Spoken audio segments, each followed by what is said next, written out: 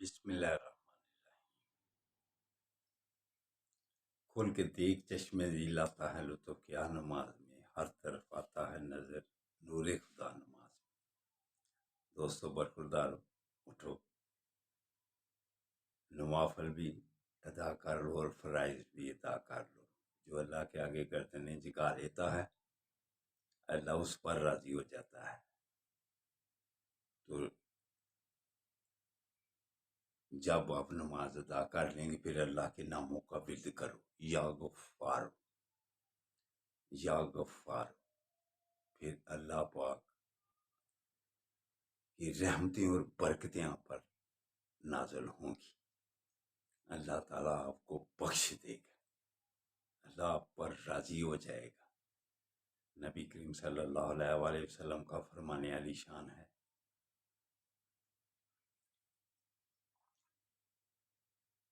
کہ ایک دن جب آقا صلی اللہ علیہ وسلم مسجد میں تشریف لائے تو پہلی سیڑھی پر قدم جب رکھا تو کہا آمین، دوسری پر رکھا کہا آمین، تیسری پر رکھا کہا آمین۔ بعد میں صحابہ نے عرض کیا یا رسول اللہ، دعا مانگنے والا نظر سے پیچھے تھا تو آپ آمین کہتے جا رہے تھے۔ آقا صلی اللہ علیہ وآلہ وسلم شاہ فرمایا جب پہلی سیڑھی پر قدم رکھا تو آقا جبرائیل علیہ السلام آئے، انہوں نے کہا جس نے آپ کا نام نامی سن کر محمد صلی اللہ علیہ وآلہ وسلم درود شریف پڑھنے سے پیچھے رہا اس پر اللہ کی لعنت، اللہ کی ناراضگی، تو کہا آمین۔ دوسری سیڑھی پر قدم رکھا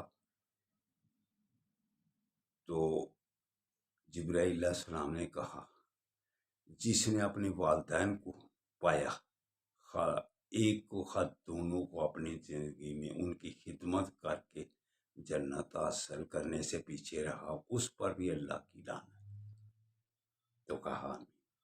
تو جب تیسری سیڑھی پر قدم رکھا تو جبرائیل علیہ السلام نے فرمایا جس نے رمضان شریف اپنی زندگی میں پایا اور اس کی قدر و قیمت سے پیچھے رہا، اس کی قدر کر کے جنت حاصل کرنے سے پیچھے رہا، اس پر بھی اللہ کی لعنت اور اللہ کی ناراضگی، تو کہا۔ تو دوستوں برخوردارو، یہ تینوں چیزیں اب رمضان گزرنے ختم ہونے والا ہے۔ خوش قسمت ہیں جنہوں نے اس کی قدر کر کے جنت حاصل کر لی۔ تو دوستوں برخوردارو، رمضان کی اہمیت کو بھی سمجھو، والدین کی اہمیت کو بھی سمجھو، اور نبی کریم صلی اللہ علیہ وآلہ وسلم کی شان کو بھی سمجھو۔